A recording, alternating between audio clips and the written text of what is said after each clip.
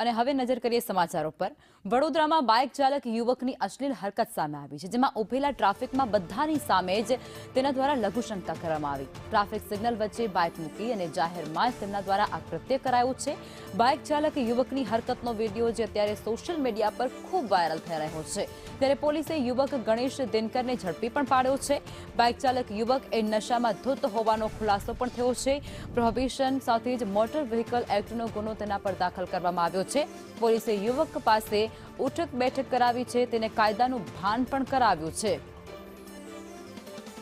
વડોદરામાં બાઇક ચાલક યુવકની એક શરમજનક ઘટના જાહેર માર્ગ ઉપર સામે આવી છે, જ્યાં 31ને પૂર્વે જ પોલીસના સઘન ચેકિંગ વચ્ચે યુવકે સરેઆમ જાહેર રસ્તા ઉપર એવી શરમજનક હરકત કરી છે કે જેનો વિડીયો પણ ખૂબ વાયરલ થયો છે।